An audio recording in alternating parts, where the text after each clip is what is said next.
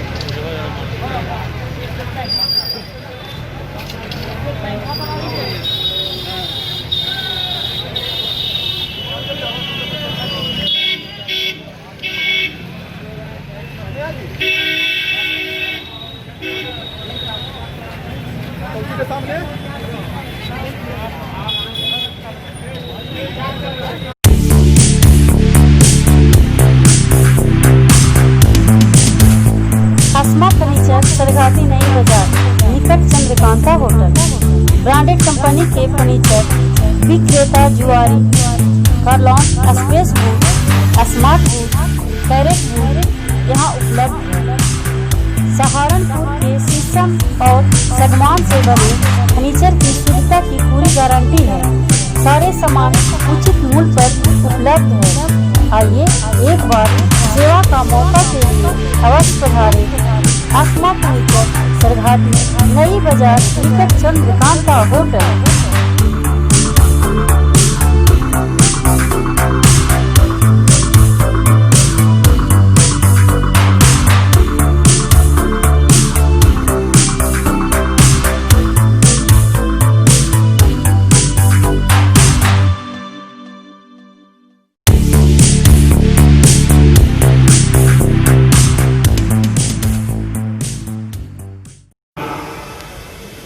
आज भी बिहार की अनेक समस्याओं की जड़ में 90 के दशक की अव्यवस्था है, कुशासन है। यहां अनेक युवा साथी हैं जो पहली बार वोट डाल रहे हैं या जिनका जन्म नई सदी में हुआ।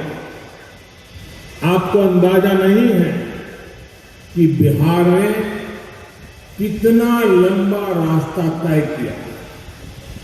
आज आप एक नए बिहार को बनते देख रहे हैं। बिहार में नई व्यवस्थाओं को बनते देख रहे हैं। लेकिन एक समय था जब बिहार में इसकी कल्पना भी नहीं की जा सकती। ये वो दौर था जब रेलवे स्टेशन पर रात में उतरने के बाद लोग सुबह होने तक अपने घर नहीं जाते थे। सारी सारी रात स्टेशन में ही बैठे रहते थे। ये वो दौर था जब लोग गाड़ी नहीं खरीदते थे ताकि एक राजनीतिक पार्टी के कार्यकर्ताओं को उनकी कमाई का पता न चल जाए। ये वो दौर था जब एक शहर से दूसरे शहर में जाते वक्त ये पक्का नहीं रहता था कि उसी शहर पहुंचेंगे या बीच में ही किडनैप हो जाएंगे। ये वो दौर था जब बिजली संपन्न परिवारों के घरों में होती थी।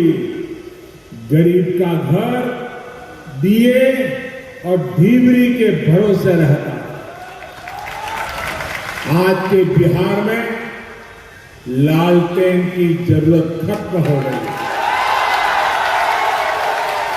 आज बिहार के हर गरीब के घर में बिजली का कनेक्शन है, उजाला है, साथियों, एक वो दौर था जब बिहार के गांव में सड़कों से जाना एक सपना होता।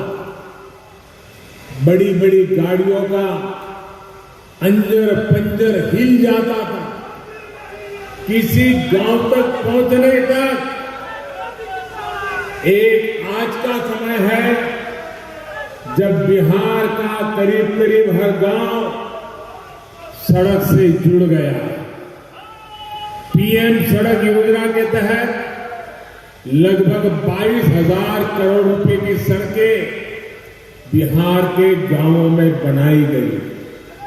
साथियों, आज बिहार के engineering college, medical college, IIT, IIM जैसे संस्थान खोले जा रहे हैं। यहां बोध गया जिले में भी आईआईएम खुला है, जिस पर सैकड़ों करोड़ रुपए खर्च किए गए। वरना बिहार ने वो समय भी देखा है जब यहां के बच्चे छोटे छोटे स्कूलों के लिए भी तरसते थे। साथियों, गया जी का ये पूरा क्षेत्र भारत के ज्ञान, आस्था और अध्यात्म का केंद्र रहा। एक कितनी बड़ी विडंबना है कि जहां भगवान बुद्ध का ज्ञान प्राप्त हुआ, उस धरती को नक्सली हिंसा और जघन्य हत्याकांडों में जोत दिया गया। बीते वर्षों में बिहार के इस हिस्से को नक्सलियों के आतंक से मुक्ति दिलाने के लिए कड़े कदम उठाए गए। हम नक्सलवाद को देश के एक छोटे से हिस्से में समेट दिया गया। हिंसा और अराजकता से बाहर निकालकर इस पूरे क्षेत्र को विकास की पटरी पर लाने के लिए बीते सालों में बहुत मेहनत की गई है। नवादा और औरंगाबाद सहित बिहार को वो जिले जो विकास की दौड़ में बहुत ज्यादा पीछे छूट गए, उनको आकांक्षी जिलों के तौर पर चुना गया। इन जिलों में अब शिक्षा, स्वास्थ्य, पोषण, इंफ्रास्ट्रक्चर ऐसे तमाम पहलुओं को प्राथमिकता दी जा रही है। ऐसे में बिहार को फिर उस पुराने अंधकार में ले जाने की जो तैयारी की जा रही है, जो ललचाए बैठे कुछ लोग हैं, आपको उससे सावधान रहना, सतर्क रहना है। भाइयों और बहनों, एनडीए के विरोध में इन लोगों ने मिलकर जो पिटारा बनाया है, जिसे ये लोग महागठबंधन कहते हैं, उसकी रग रग से बिहार का एक एक नागरिक बाकी भी। वो लोग जो नक्सलियों को, हिंसक गतिविधियों को खुली छूट देते रहे, आज वो एनडीए के विरोध में खड़े हैं। देश को तोड़ने की, देश को बांटने की वकालत करने वालों पर जब एक्शन लिया जाता है तो ये लोग उनके साथ खड़े हो जाते हैं। इन लोगों का मॉडल रहा है बिहार को बीमार और लाचार बनाना। एनडीए का संकल्प है बिहार को सशक्त और आत्मनिर्भर बनाना। साथियों, बीते सालों में गरीब, दलित, वंचित, शोषित, पिछड़े, अति पिछड़ों के सशक्तिकरण के लिए एक के बाद एक बड़े सुधार किए गए। अब गरीबों और वंचितों को उनके हक का पूरा लाभ दिलाने का सफल प्रयास किया जा रहा है। सुशासन के लिए टेक्नोलॉजी को आधार बनाया गया है। आज आप देखते हैं कि आपके मोबाइल फोन पर ही सरकार की ज्यादातर सेवाएं और सुविधाएं दे दी गई है। अब आपको बार बार सरकारी दफ्तरों के चक्कर काटने से मुक्ति मिली है। पहले राशन हो, गैस सब्सिडी हो, पेंशन हो, स्कॉलरशिप हो, हर जगह घोटाला घपला चलता। अब आधार, फोन और जनधन खाते से सब जुड़ चुका है। अब गरीब को उसका पूरा हक समय पर मिलना सुनिश्चित हुआ है। भाइयों और बहनों, बिहार के रहने वालों का खून पसीना इस देश के हर हिस्से की माटी में गूंथा हुआ है। फिर भी दशकों तक वे बुनियादी जरूरतों से वंचित रहे, जबकि उनके द्वारा चुने गए नेताओं ने उनके ही रुपये से अपना साम्राज्य बनाया। अब जबकि नेता सेवक के रूप में काम कर रहे हैं, शासक रूप में नहीं, तो लोगों के अधिकारों को सुनिश्चित किया जा रहा है। जिनके सर पर छत नहीं थी, उन्हें अब पक्का घर दिया जा रहा है। जो जहरीले धुएं से त्रस्त थे, वे अब एलपीजी गैस सिलेंडर पर खाना बना रहे हैं। जो गांव और घर वर्षों से अंधेरे में डूबे हुए थे, उनमें अब बिजली है। जो लोग उचित उपचार का खर्च नहीं उठा सकते थे, वे अब बेहतर स्वास्थ्य सेवाओं का लाभ उठा रहे हैं। जिनके पास कोई संसाधन नहीं, उनके सपनों को पूरा करने के लिए अब मुद्रा ऋण का हौसला बढ़ा रहा है। जिन लोगों ने कभी बैंक में कदम नहीं रखा, उनके पास पैसा अब सीधे उनके बैंक खातों में भेजा जा रहा है। कोरोना के इस संकट काल में भी आपने देखा है कि कैसे इसकी मदद से गरीबों के बैंक खातों में, किसानों के बैंक खातों में सीधे पैसे ट्रांसफर किए गए। साथियों, टेक्नोलॉजी ने बिहार में भी अपनी ताकत दिखाई है कि कैसे वो गरीब सशक्त करने का काम कर रहे हैं। अब बेईमानी करने वाले को 100 बार सोचना पड़ा। इसलिए इन लोगों को ये सुधार, ये सुशासन पसंद नहीं आ रहा। इन सुधारों से जहां गरीब को नई ताकत मिली, वहीं दशकों तक सत्ता में रहे इन लोगों को दिक्कत हो रही। यही कारण है कि आज वो हर सुधार, हर रिफॉर्म का विरोध करने में जुटे।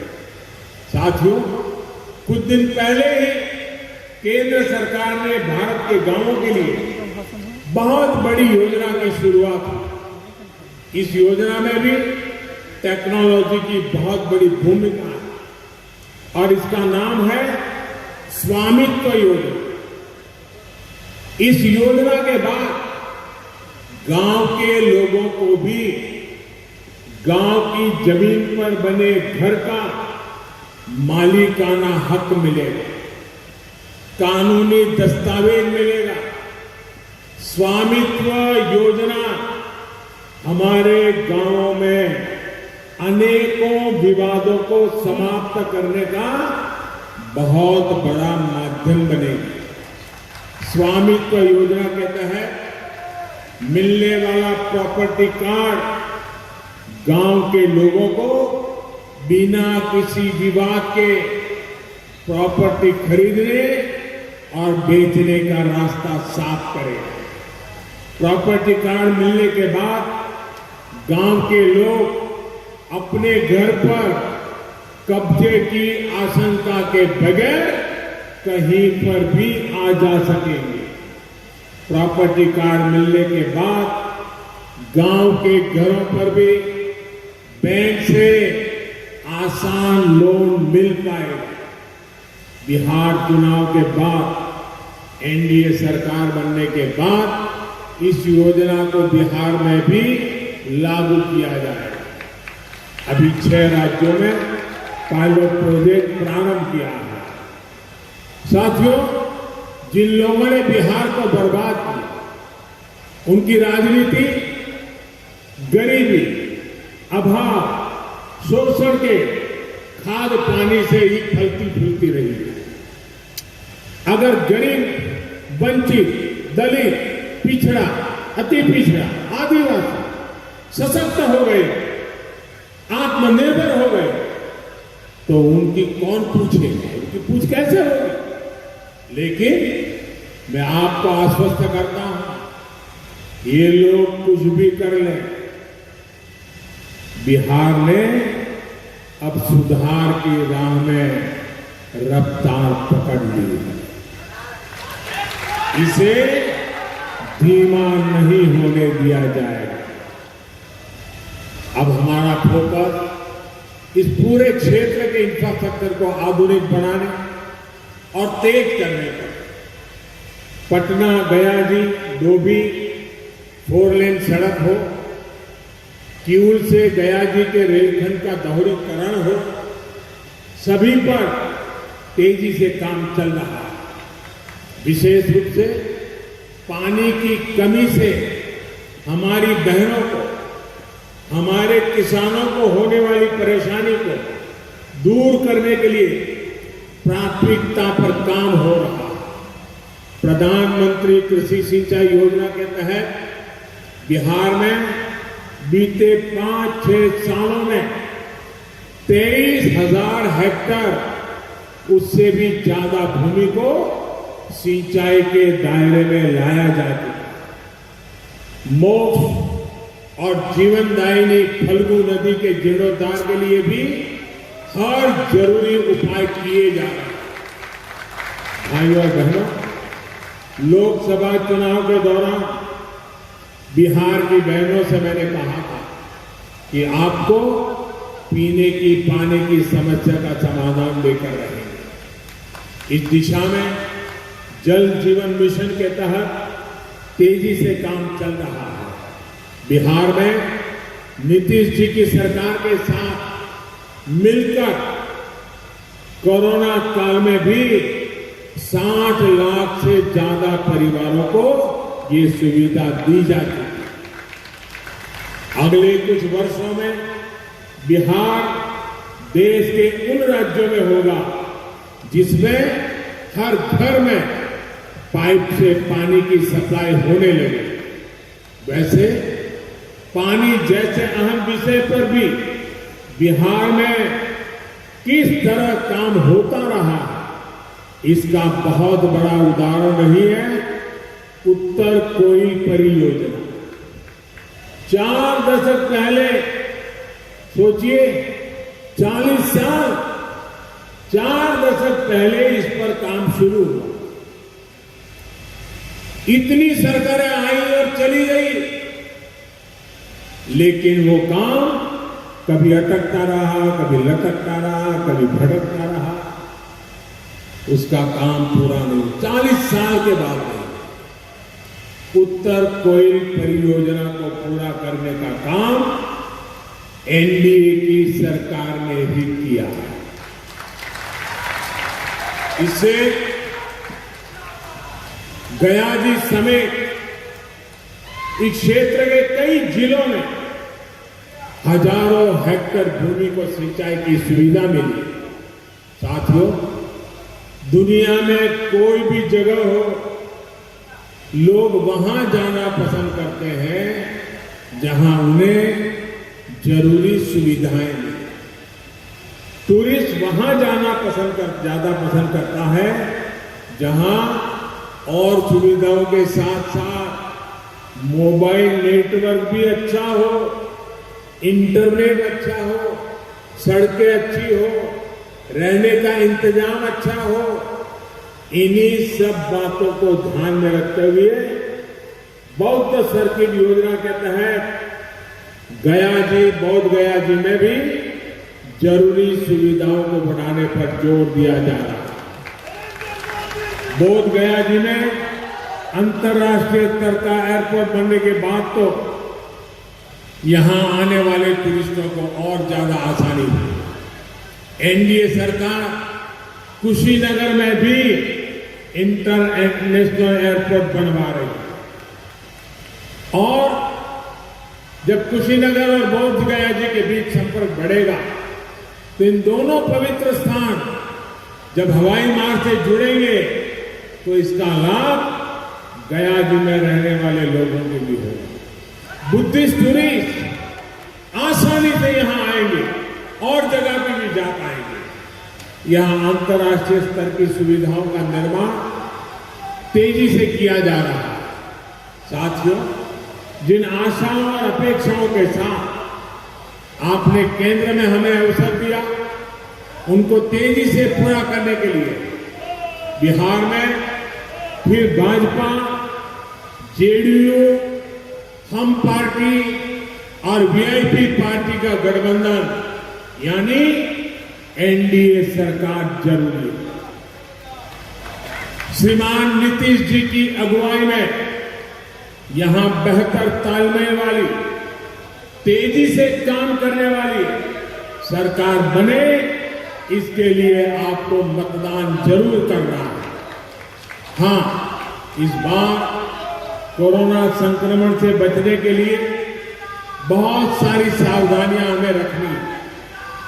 आपको वोट इसलिए जरूरी है, आपका वोट इसलिए जरूरी है ताकि बिहार फिर से बीमार न पड़ जाए।